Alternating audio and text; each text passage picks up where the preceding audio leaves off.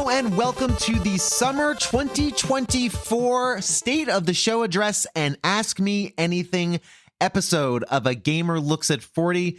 Thanks so much for checking out this little sideshow. Gives me a little bit extra room to complete the Final Fantasy VI episodes, and I am really psyched. Work is well underway. Can't wait for that. In this episode, I'm going to be talking a bit about the next few months of the show, what you can expect. Have a little announcement, or a casting call of sorts, so stay tuned for that.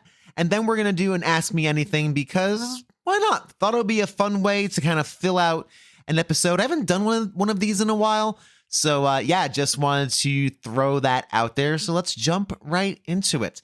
So next week, Final Fantasy VI starts. The amount of episodes for this series for Final Fantasy VI has been ever increasing. It started with me thinking about 3 or 4. Once I did Final Fantasy IV and saw the amount for that, I'm like, all right, it's got to be at least as many as Final Fantasy IV, probably a little more. So as it sits right now, and this can change, there's going to be 6 episodes worth of material for Final Fantasy VI, which is nice and cohesive. 6 episodes for Final Fantasy VI.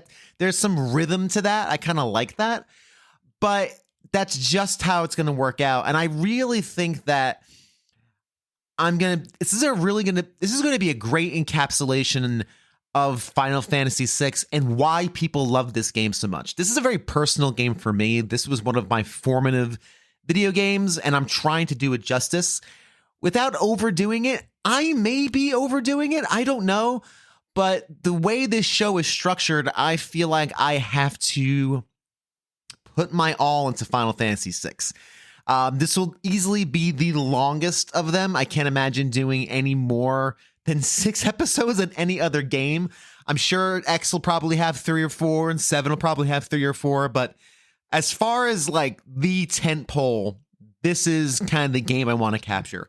We're going to be talking about characters. We're going to be talking about recollections, big moments, all the stuff you've heard in other shows, and some surprises as well that I'm not quite ready to reveal as of yet. And some things I'm still really working on. I'm working hard on getting certain people to this show, even if it doesn't fall in line. There's some big gets I want to get. So Final Fantasy VI is going to be 6 episodes. It's a very personal game for me, and I hope that's conveyed. I hope that's not too much.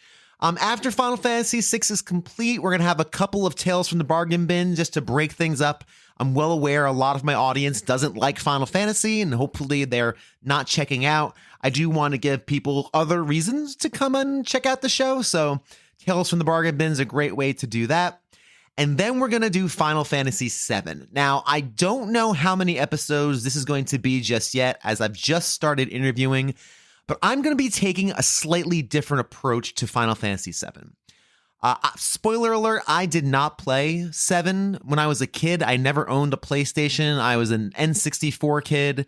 I bemoaned no RPGs on the N64 except for 1 or 2.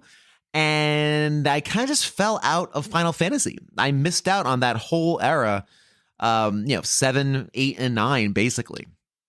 And so I don't have the personal connection to it. I like Final Fantasy VII, but it's not something I'm just in love with, connected with. So what I'd like to do is, in addition to the standard recollections and moments and characters and kind of building this oral history, I want to spend at least one episode talking about how Final Fantasy VII was the first Final Fantasy that became a sensation. I was there when this game was released, and you couldn't escape it. It was everywhere. It was the system seller for the PlayStation 1. It was the demo disc of demo discs, and I want to capture the vibe of what it was like, not in the world, but in the gaming world when Final Fantasy VII was released. What was that hype? What was that energy? What was that release day fervor? So casting call. If you're listening to this episode, that means you like this show and you're listening to the off stuff, which is awesome. If you worked in the video game industry during that era of Final Fantasy I, if you were working in games, if you spent time waiting in line for a release, if you were doing journalism, if you were writing blogs, if you were around and can tell some stories of what it was like just waiting for Final Fantasy VII to drop, the vibe, the history, I want to tell that story in one of these episodes. So please reach out to me. Twitter's my main place. DMs are always open. Just hit me up on a gamer looks at 4040 on Twitter. I'm going to be needing a lot more than that, obviously, the standard recollections and characters and all that fun stuff. And a lot of the voices you've heard so far will be making another appearance. But I really want to get a sense for just what was the fervor, what was the energy of Final Fantasy VII as an event. So if you can speak to that, I'd love to hear from you. Please let me know. DMs on Twitter are best, or you can just email me at agamerlooks4040@gmail.com. Very, very excited about this prospect. Julian from Stage Select has told me that A Gamer Looks at 40 is like this oral history. Like it's preserving something. And in that vein, I want to preserve this piece of the Final Fantasy world. Because again, I remember distinctly, even though I was a big Nintendo fanboy, Final Fantasy VII was an inescapable force. And it was the first game in the series that was that. Even 6 was still relatively niche. 7 became a cultural phenomenon. And I love capturing cultural phenomenons. I find them absolutely fascinating. All right, it is now time for the Ask Me Anything.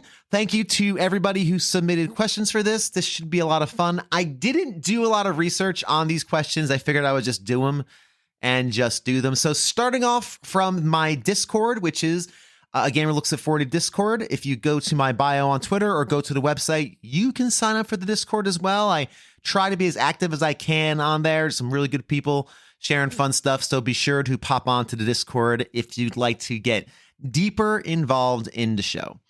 So Mike Albertin of Games My Mom Found asks, have you played or going to play Atomic Heart? Supposed to be inspired by BioShock. I will eventually, Mike. I am just so deep into Final Fantasy world, but that is definitely on the list, Atomic Heart. It just seems like my kind of game. I mean, we recently did an episode on Prey. I love a good immersive sim. I don't know what the reaction to it has been just yet, but I really haven't looked deeply into it, but that's definitely on the list. It's just, yeah, if you say inspired by BioShock, I'm probably gonna play it. It's just you wormed your evil way into my heart. Phillip from the Discord asks, what is the airspeed velocity of an unladen swallow? And of course, the answer to that, of course, is what has to be another question: is it unhusked? Is it gripping a coconut? And gripping said coconut by the husk. I adore Monty Python. I am that's not a secret fan, but I love everything Monty Python. I was, for a little while there in college, I was your annoying Monty Python friend who not only saw all the movies, but had also seen all the TV shows. I had all the TV shows on VHS tapes. And now, of course, they're all available on Netflix. And I've watched them multiple times. I've watched the 6 DVD or Blu-ray documentary. I've read the oral history books. I actually had opening night tickets to Spamalot when it was first came out, and I don't know when it was, in New York. And this is actually going to turn sad. I forgot about this. I had opening night tickets for Spamalot. I got them like a year in advance. And whoever I was dating at the time, we got into a fight like right before I was supposed to go, and she was upset about something. And me, in just a very bad moment of codependent sadness and depression, said, fine, I won't go. And I didn't go. I actually gave the tickets to my best friend Joey, and I think Joey and his wife, I think they might have been married at the time, they went to Spamalot, and they went to opening night. The entire full cast was there. My dream to go and clap coconuts with Eric Idle and Michael Palin. And John Cleese, I for some reason, I just was in this very sad codependent place, and I just chose to make myself suffer by not going to make a significant other happy, or think I was making her happy. It was a really very sad moment. I've yet to see Spam a lot. I don't know if I could even go if it came around. I mean, if it comes to Austin at some point, I'll probably go see it. But yeah, I had opening night tickets and decided, nah, I'm gonna just wallow in a bad relationship instead. So kids, don't do that. Don't do that. Don't be like your Uncle Bill here. Don't be like Grandpappy Bill and make that mistake. That's a poor idea indeed. Yeah, and actually, and just because I think this came up once before in some either message board or Discord channel, my favorite Mike Python is Michael Palin. I love Michael Palin. He is my number one favorite. And I know that's an odd take. I know Eric Idle or John Cleese, but Palin was the glue that binds that group together. And his comedy is, I don't know, something about the way he performed is magical. I love everything he does. And so I'm a big Michael Palin guy. I know that sounds kind of too cool for the room, but that's so a little Monty Python talk. I didn't expect to go talking about Monty Python. Cipherxzero from the Discord asks, are you a buy the thing and leave it in the original open box? Or do you open it up, play with it, display it, either action figures or video games? I am not a collector. I've said this a few times on this show and other places. I don't have collections. I've things I have that are neat. I don't really have the room, and I just don't have that bug to acquire things. But when I acquire, it depends on the thing. If it has a utility, I'm going to use it. If it doesn't have a utility, I'm not going to. If it's an action figure, I have a few little there are these little Bethesda action figures I got at a garage sale or one of these sales from a neighbor actually, and it has a little chibi Fallout 4 power armor guy, has Elizabeth from Dishonored, and a Cacodemon from Doom in it. It's like a little 3 figurine set. And I think Cacodemon, whatever, Monster Demon.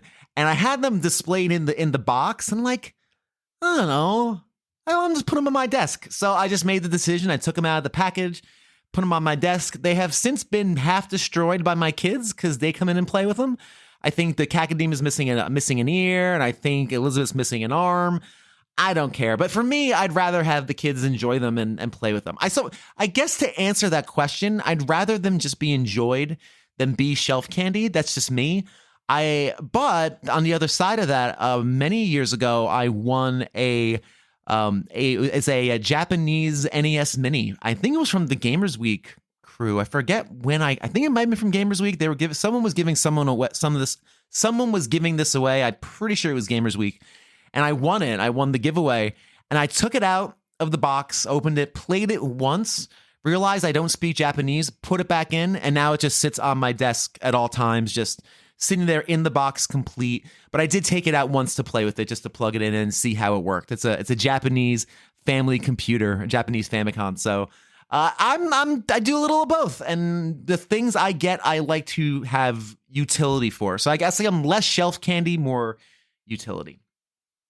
The Let's Play Princess asks, what is an obscure game that you love and wish more people knew about? I have a couple. One of them more people know about now because it's on it's in the NES Switch Online NSO collection. It's Journey to Silius. I did a show on this, or a Tales from the Bargain Bin, really early in the podcast about Journey to Silius, and it's a game that I absolutely love. It's not perfect. The soundtrack is absolutely incredible. It's one of my favorite NES soundtracks. And it's just one of those fun games that I really enjoy and got randomly as a kid from a well-meaning family member. And it's super fun. Another one I like is Captain Skyhawk. Not many people know about Captain Skyhawk. Again, that's not super duper obscure, but it's another one I really dig. I play that at my cousin Kevin's house all the time. I never owned it, so it was really a treat to go there and play Captain Skyhawk. It's basically a plane shooter, but you have the ability to have altitude, and it's a really fun game, really cool visual style Milton Bradley, I think, released that one. The people behind Marble Madness released that one. And then one other game I'm going to say for the NES as well is Clash at Demon Head. That is a weird game that I think is actually really good and fun. I don't know. I must have a thing for floaty controls. It's just like a side-scrolling. You're a dude trying to rescue a dame person. I don't know, trying to rescue somebody. But it's got a really weird art style, and it's a weird. Also, you take a lot of multiple paths as well to get to the end.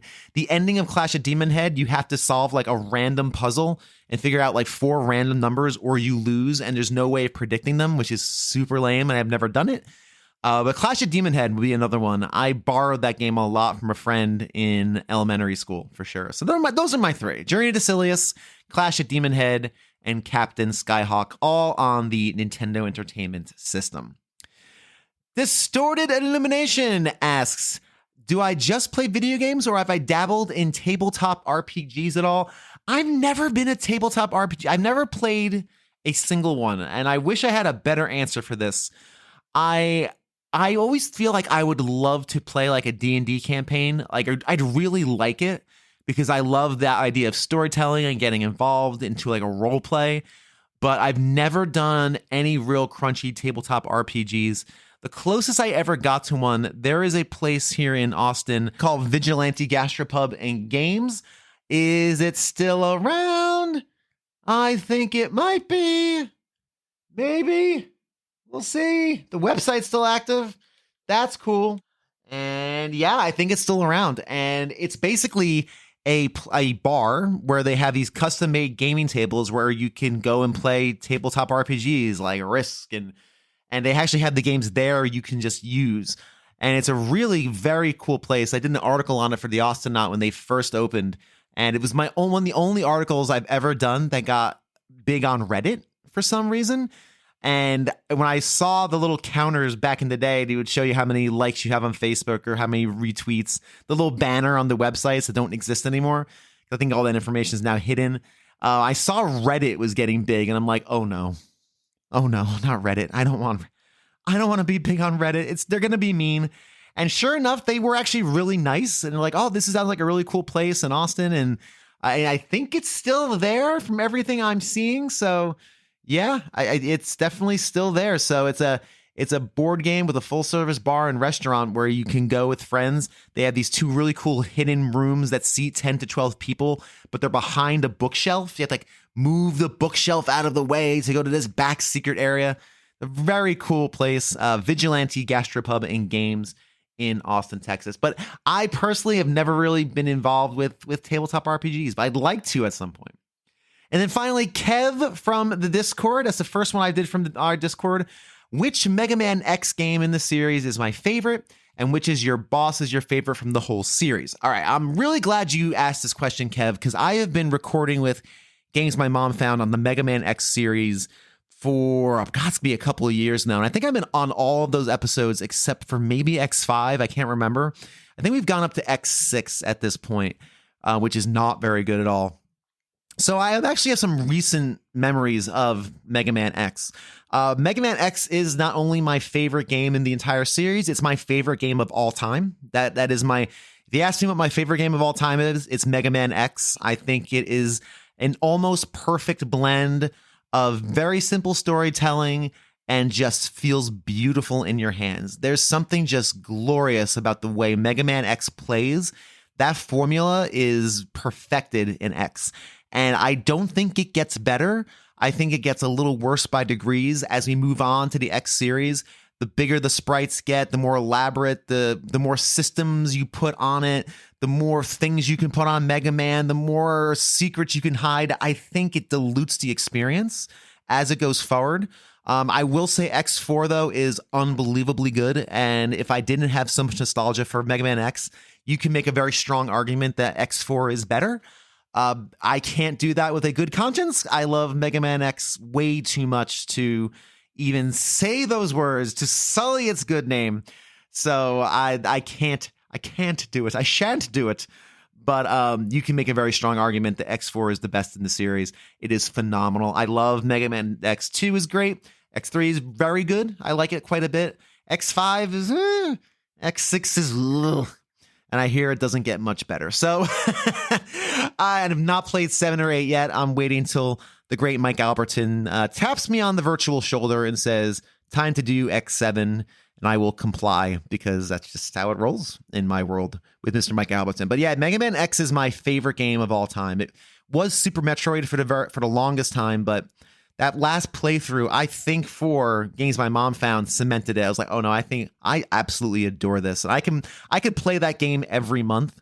And it's cool actually seeing my son try to play it as well. It's one of those games he goes back to all the time as he gets older and older to try and get further and further in, because it's a tricky game, and that's a challenging one. So it's been cool watching him play it as well.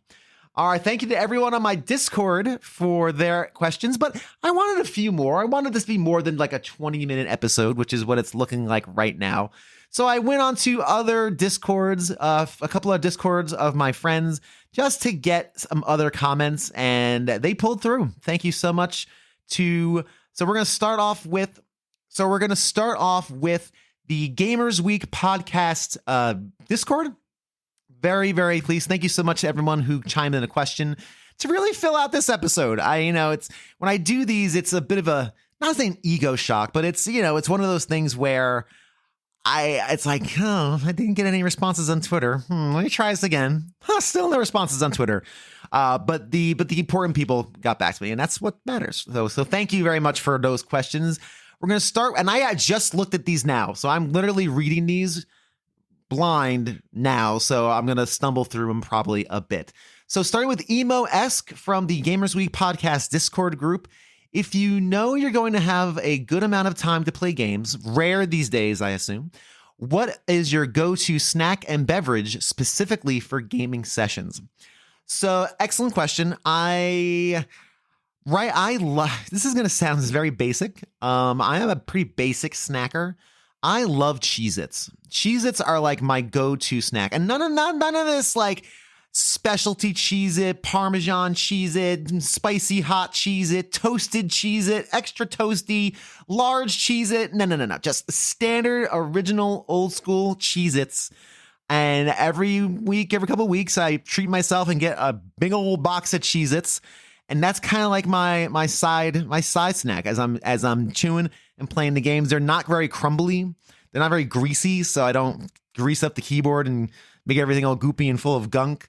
They're not exactly the cleanest chip in the world, but Cheez-Its are kind of like my go-to. I can just snack on those for a while, especially if it's late at night. I feel it the next morning. I'm like, okay, I guess I'm not eating for another 5 hours. But yeah, Cheez-Its are kind of like my Achilles heel. And as far as beverage goes, I'm pretty boring when it comes to beverages. I do drink a decent amount of Diet Soda. I know I shouldn't, but I kind of do. If I'm feeling fancy, though, I do enjoy non-alcoholic beer. I especially non-alcoholic Guinness. Non-alcoholic Guinness is really good, y'all. I would challenge most people to try a non-alcoholic Guinness, like do a side-by-side taste test.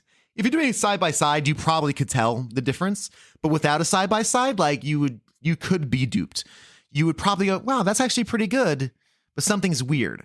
But for someone like me who doesn't drink anymore, it's great. And the mouthfeel is perfect. And they got the mouthfeel right on. It pours the head properly. I have Guinness glasses that I pour them into, so I have the proper glassware. The head comes up perfect, a nice little 1.5 inch. Guinness was one of my Achilles heels when I was in my drinking days, in my New York City bar hopping days. I actually know how to pour a proper pint of Guinness. A lot of my go-to bars in the Upper East Side of Manhattan were Irish pubs, helmed by Irish people, and I would be there very, very, very late, 4 in the morning some nights, sometimes 5. And when they close and the bartenders just want to hang out, they have no problem with you going behind the bar and just pouring yourself a Guinness. And so I was actually taught at like 5 o'clock in the morning at a New York City Irish pub how to pour a proper pint of Guinness. So I can actually do it, and how many seconds it's got to sit for the head to settle before you finish it off once it hits that little bezel. Yeah, I can go through the whole thing. That'd be kind of boring to do that, but I have poured a proper pint, and so it's when you do it from the can properly in the non-alcoholic Guinness cans, it comes out pretty darn close to what it ought to be in a proper pour. So Absolutely. That's my thing. So I'll say Cheez-Its and non-alcoholic Guinness. Also, shout out to Athletic Brewing, who does great non-alcoholic beer, a very good hazy IPA if you like that sort of thing. And shout out to Speedway. It's AleSmith does a non-alcoholic version of their Speedway Stout. It's phenomenal. It is really good.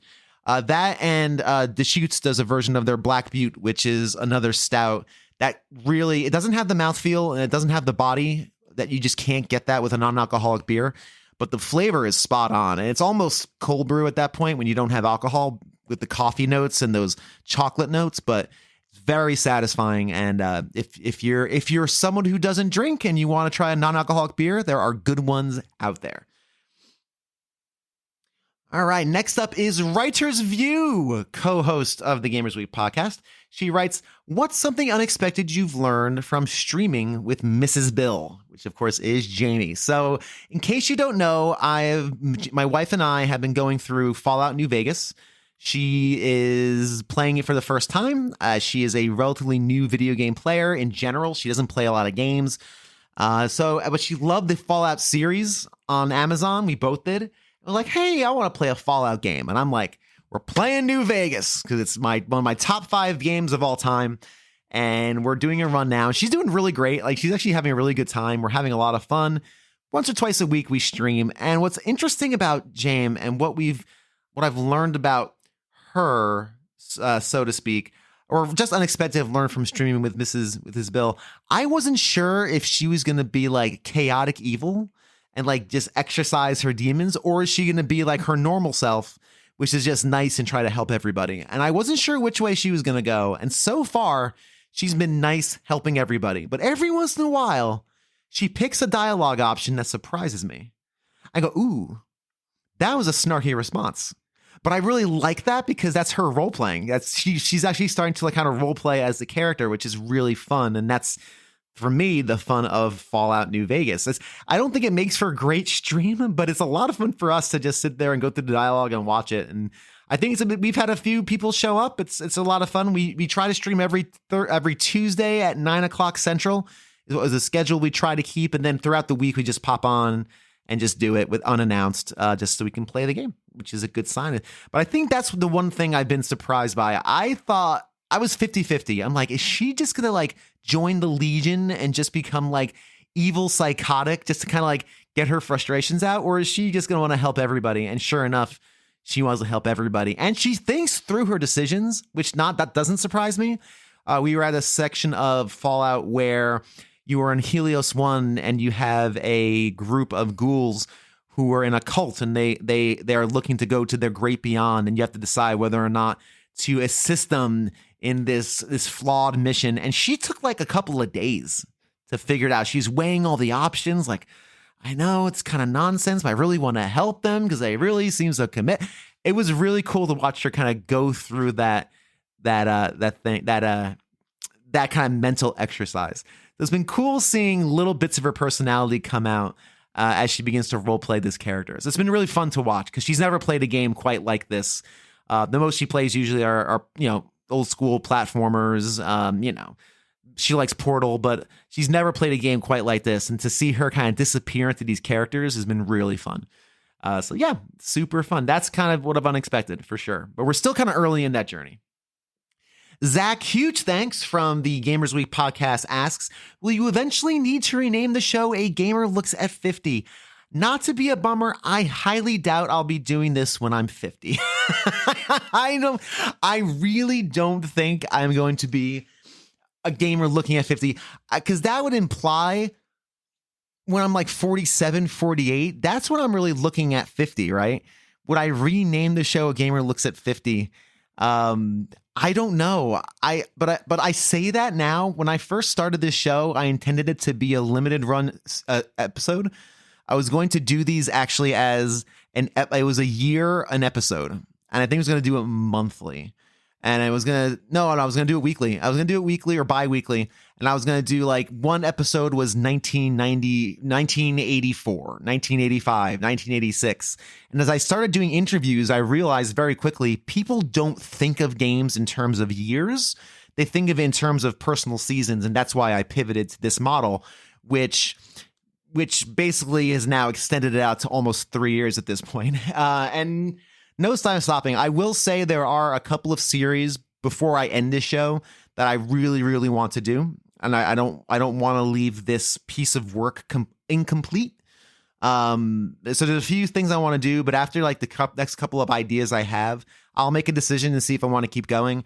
It's one of those things where it just takes a lot of time, and I don't know. I don't know. So I will say, if I do get to 50, I'll have to make a genuine decision if I want to rename it A Gamer Looks at 50.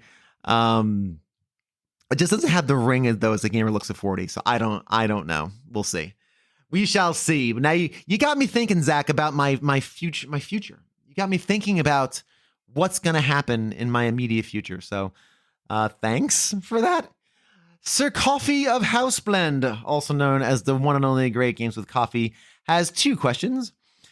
First one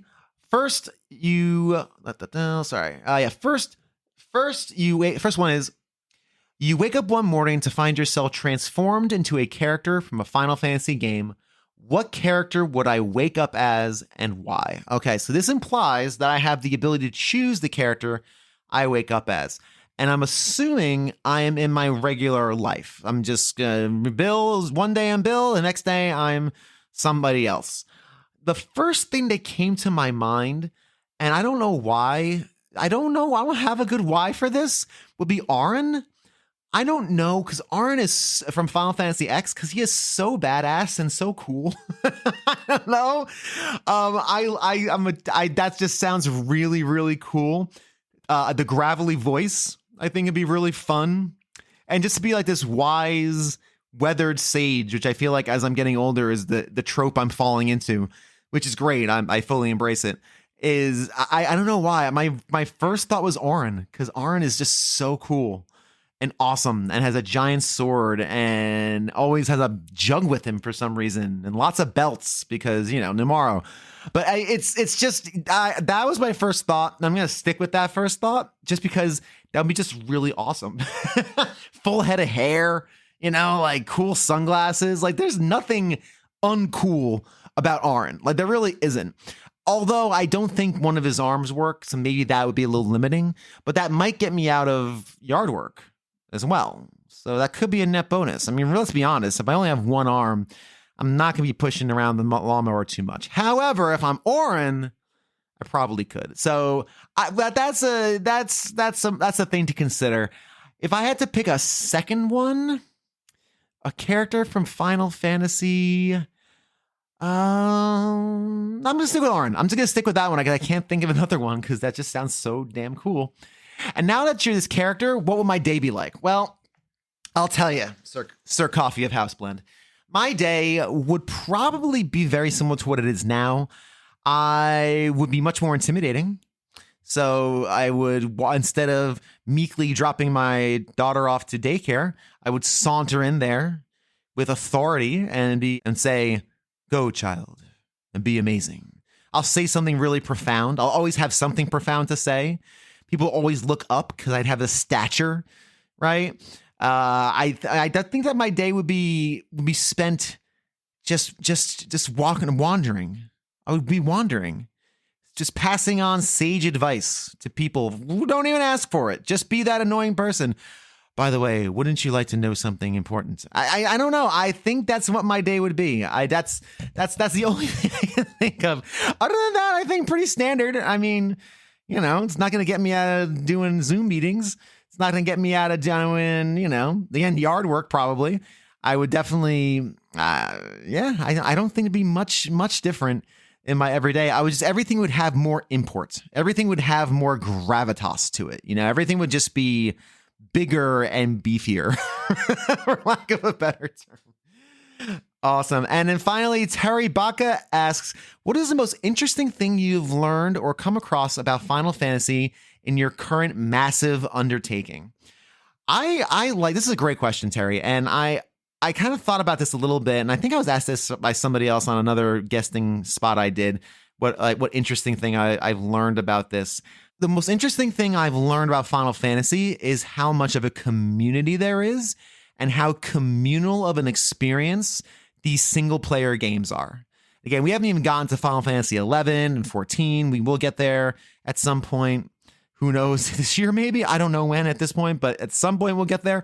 But what's been really interesting to me is how many stories of people saying they played it with friends or they played it with a brother or a sister or a caretaker. Because whenever I think of the original 6 Final Fantasies, I think single player experiences. I think you could play 6 2-player, but other than that, they were solo things. And for me, they were very solo. My brother played them and I'd watch him play sometimes because he was much younger than I am, and I would give him pointers. But it was a me experience, which made it very intimate for me. But so many of my guests have stories of playing Final Fantasy games with friends, and that blew me away. I'd never thought community would be such a big part of these early episodes. I knew it would be for the later episodes, again, especially 14 and 11. Those are going to be all about community, and I can't wait to do those episodes because I can't wait to tell those stories of people who have found love online and found friendships and community. I love hearing stories of people who have intense fandoms and healthy fandoms, right? I've said this a number of times on different things. I love fans and I really love fandoms until fandoms become obsessions.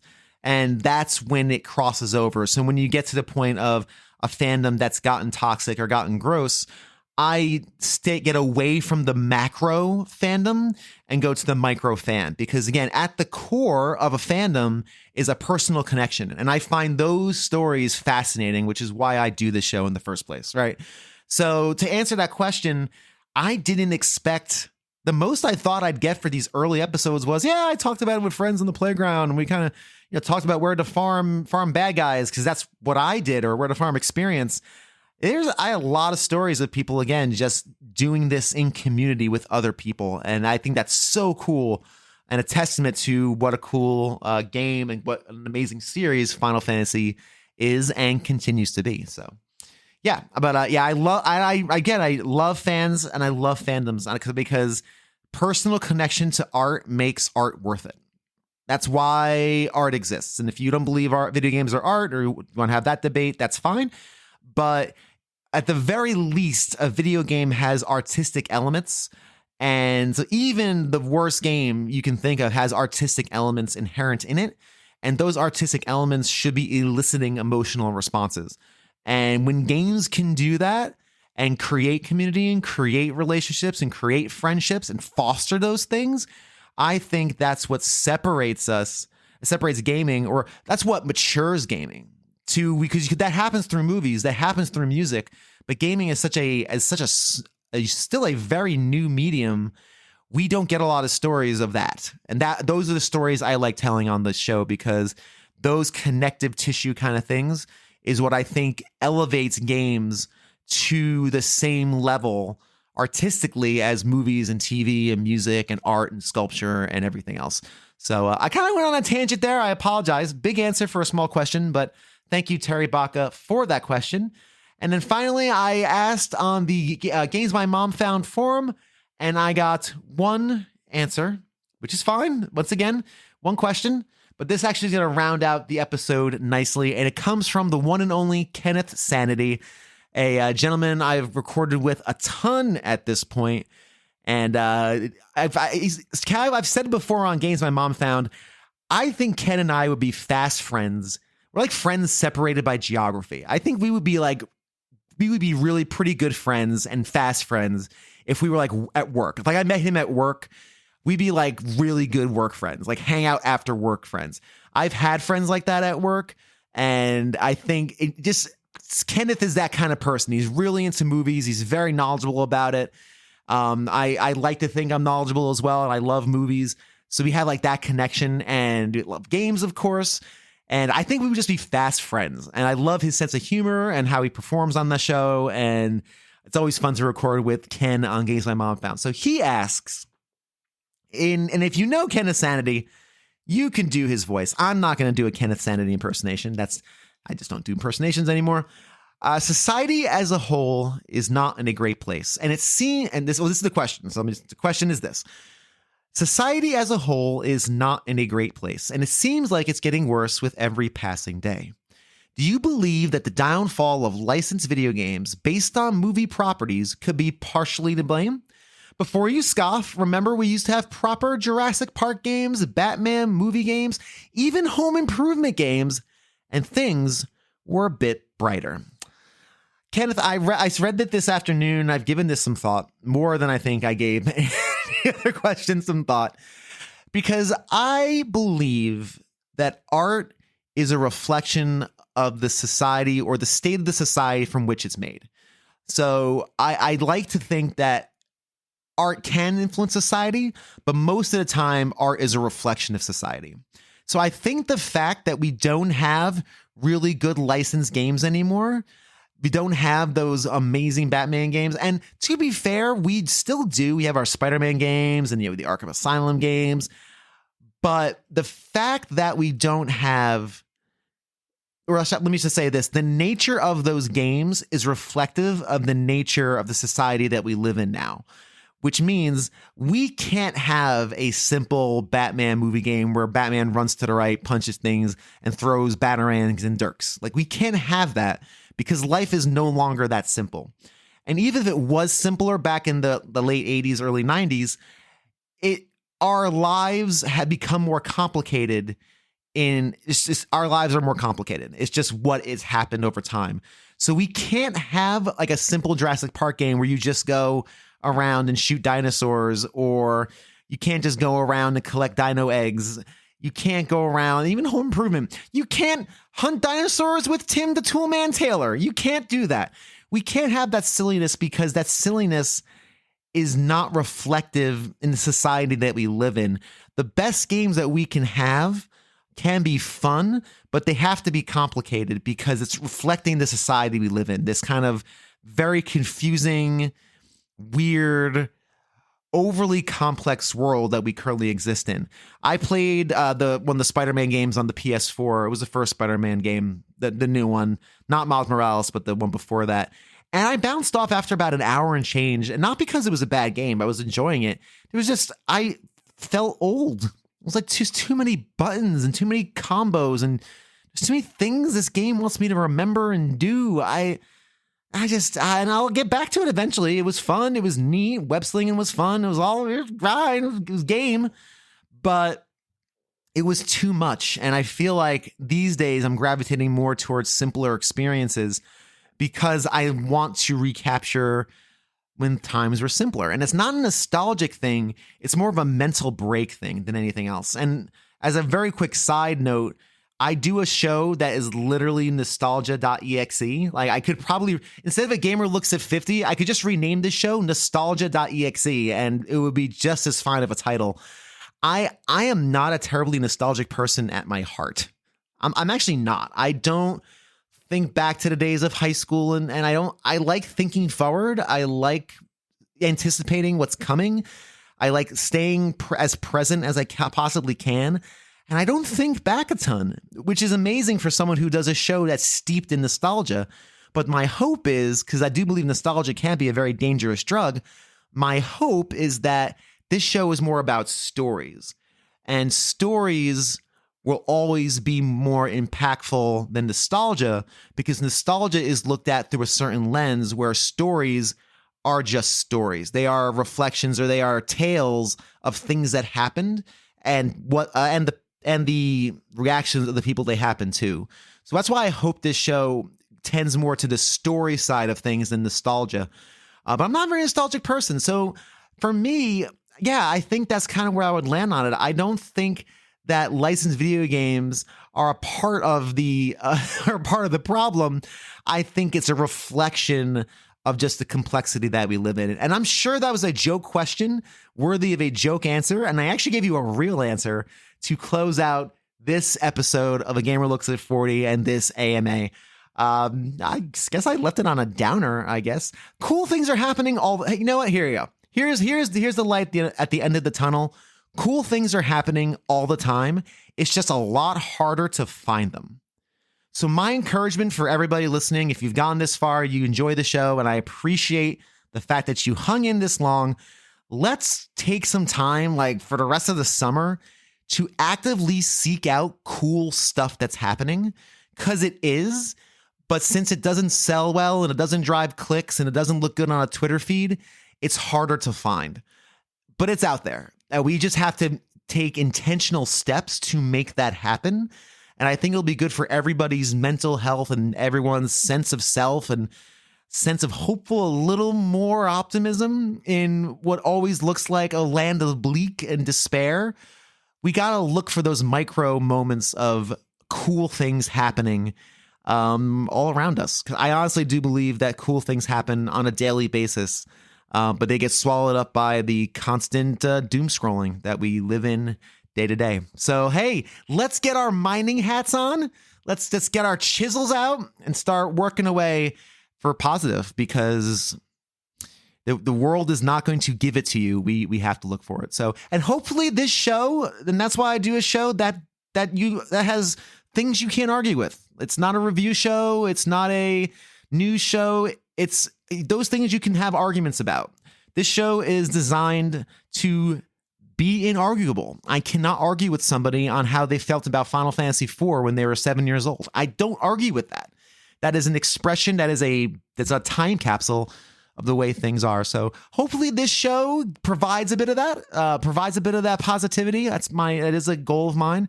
And thank you for being a part of it. And thank you for all the questions. This was a lot of fun and went longer than I expected.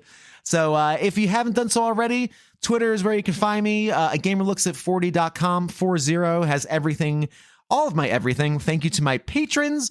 I did not shout you out this time around. I apologize. I will definitely shout you out next week when we start our journey through Final Fantasy VI. It's going to be massive. And if you're a fan, and if you know fans, please spread the word on this Final Fantasy series.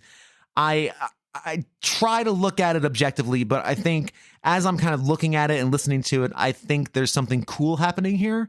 And what I believe I and my guests are creating, because this is all my guests. I just put the stuff together and curate it. These are my guest stories. What my guests are sharing and will be sharing. There's some really amazing things out there. There's some really cool stories upcoming, and I can't wait to see where it goes next. So thank you so much for listening to this edition of A Gamer Looks at 40. I'm going to rest my vocal cords. I usually don't talk this much on my show. And until next time, let's just keep finding those awesome, happy, feel-good moments. They're out there. Let's just try to find them. Have a good one, y'all.